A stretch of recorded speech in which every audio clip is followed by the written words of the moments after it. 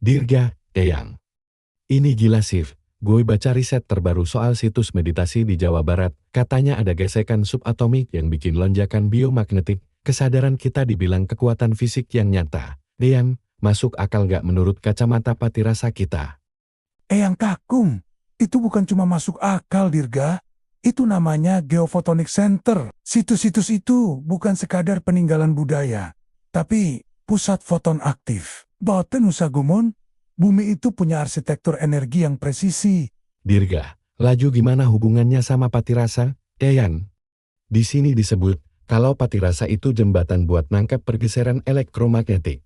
Gue pikir patirasa itu ya cuma teknik biar nggak ngerasa apa-apa, alias hampa. Eyang Kakung, itu kekeliruan umum.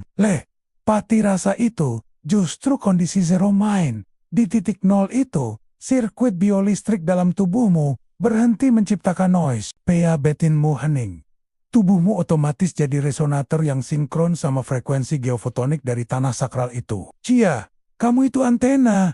Tapi kalau antenanya goyang terus, ya sinyalnya nggak bakal lock. Dirga, Pala, jadi benar ya Yang, kesadaran kita itu sebenarnya force yang bisa diukur?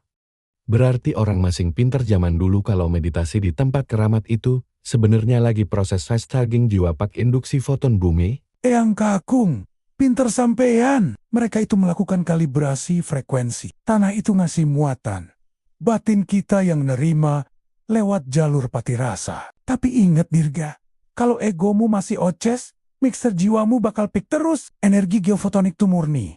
Ora pareng buat gaya-gayaan. Laju kalau sirkuitmu meledak karena sombong, siapa yang repot? Dirga, hei, bener juga Eyang. Berarti situs itu semacam laboratorium kuantum alami ya? Gue baru nemu filenya nih. Mending gue coba meditasi sekarang mumpung cuaca betung lagi sinkron. Eyang Kakung, wis sabar dulu. Perbaiki dulu input datamu. Ngupipai, Dirga, tenangkan dulu sirkuitmu. Biar gak korslet. Kalau batinmu masih berisik, frekuensi geofotonik secanggih apapun cuma bakal jadi noise. Payu, seruput dulu kopinya. Biar groundingnya mantap. Dirga, siap, Eyang. Emang kopi betung paling juara.